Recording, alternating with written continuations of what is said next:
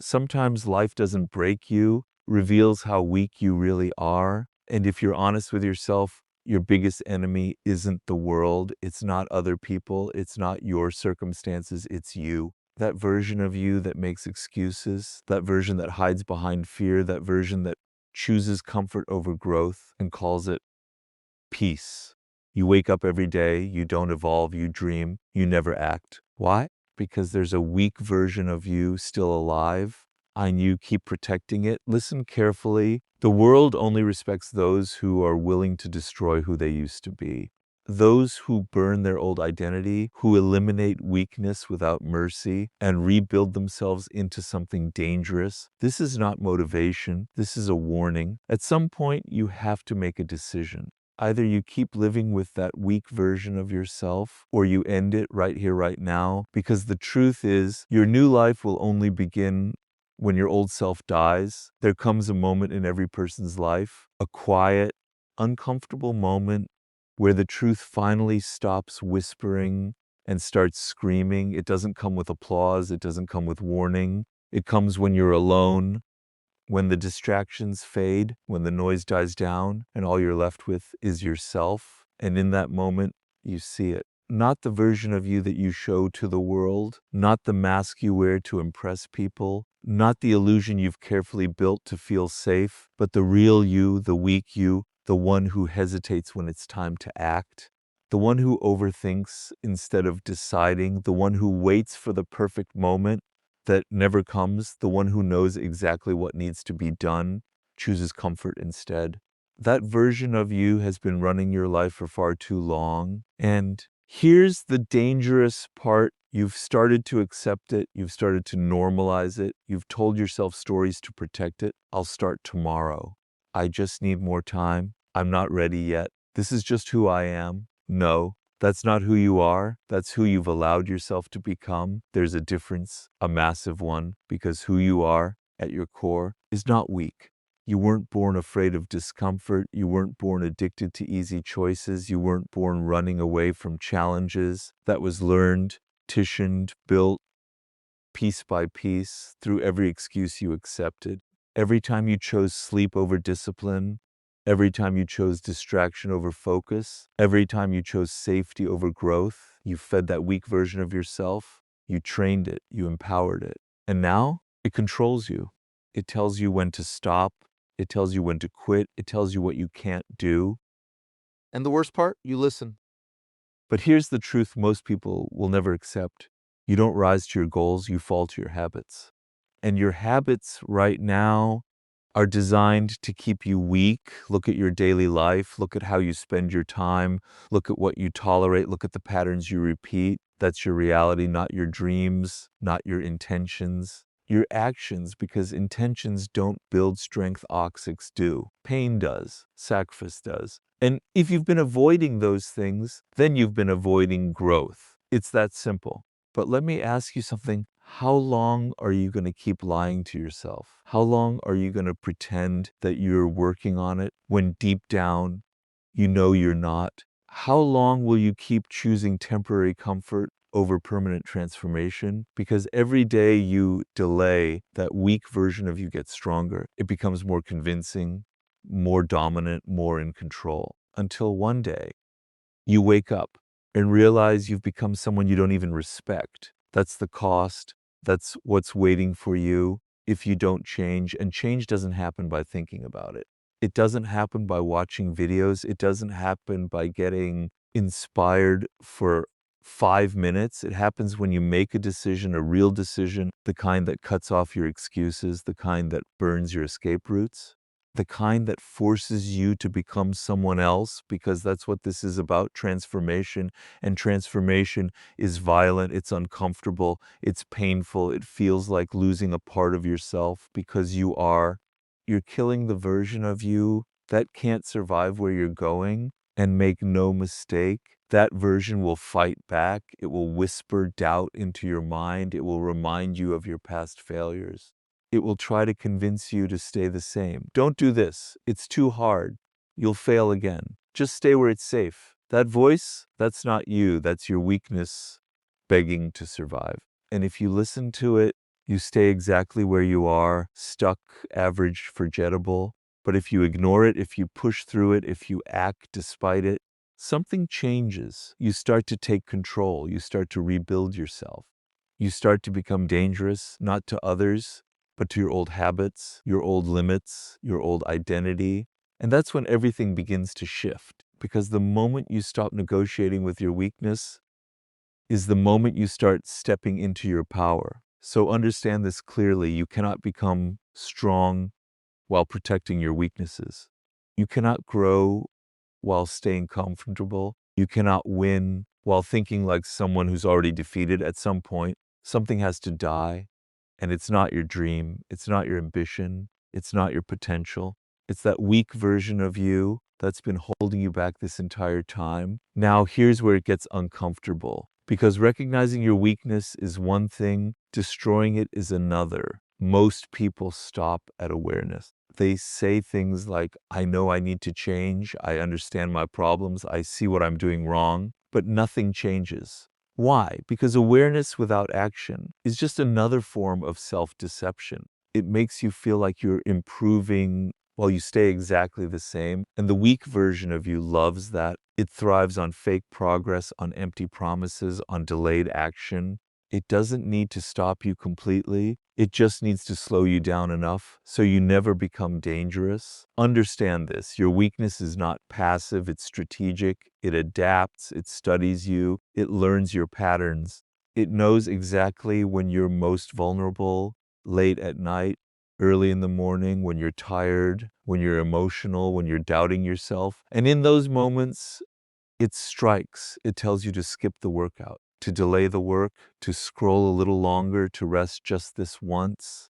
And every time you listen, you lose a piece of your discipline, not all at once, but slowly, silently, until discipline is no longer your identity and weakness becomes your default. That's how people fall apart, not through one big failure, through thousands of small surrenders. So if you're serious about change, you need to understand one thing: you cannot negotiate with your weakness. You can't compromise with it. You can't manage it. You can't keep a small part of it alive. Because the moment you leave the door slightly open, it comes back in stronger, more convincing, more in control. This is war. And in war, half measures get you killed. So what do?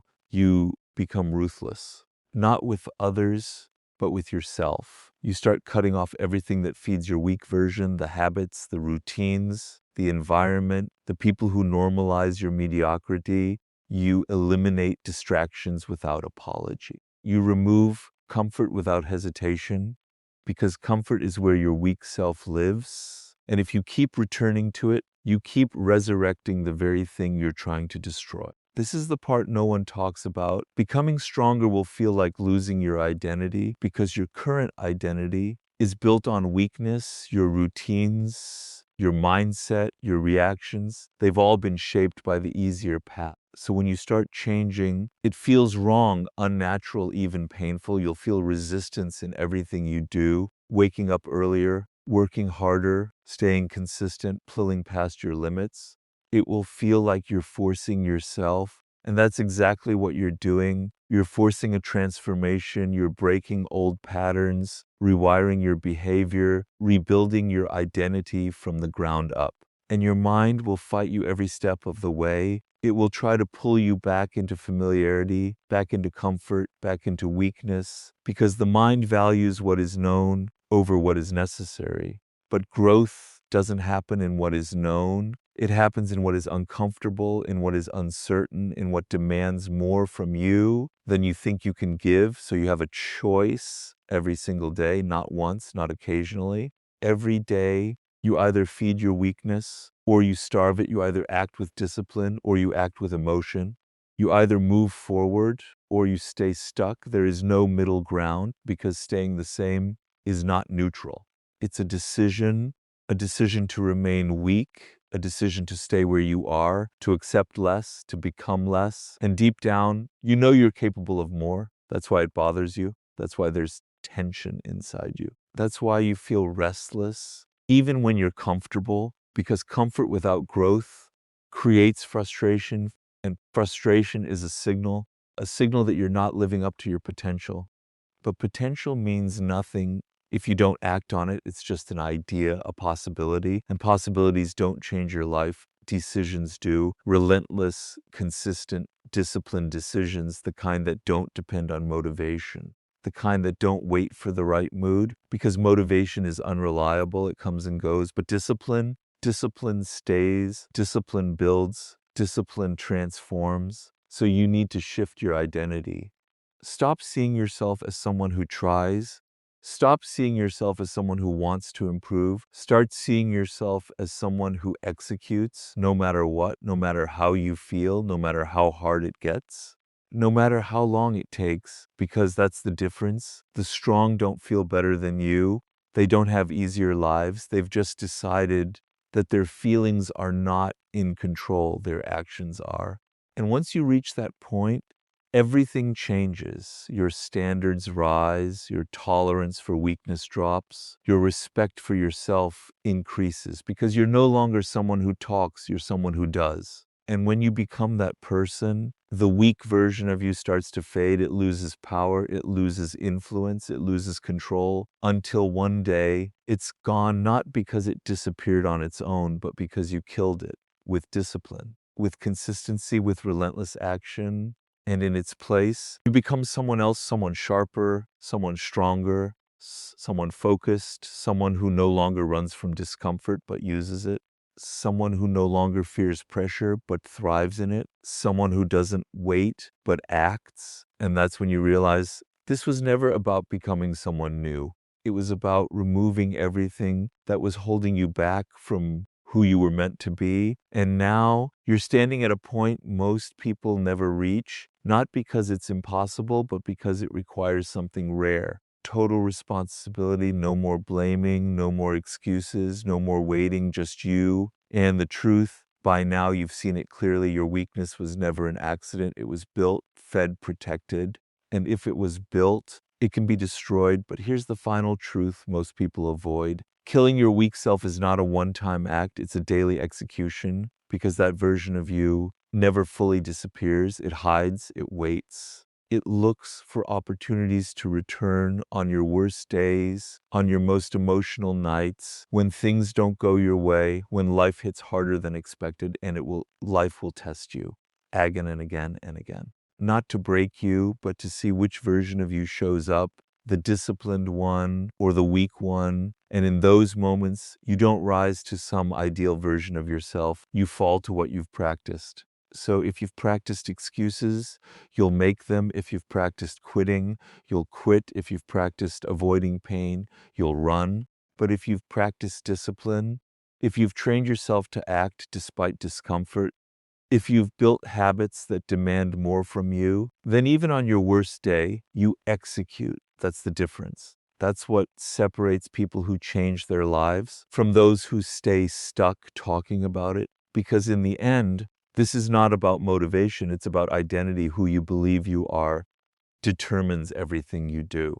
And if you still see yourself as someone who's trying, someone who is working on it, someone who struggles, then that's exactly who you'll continue to be.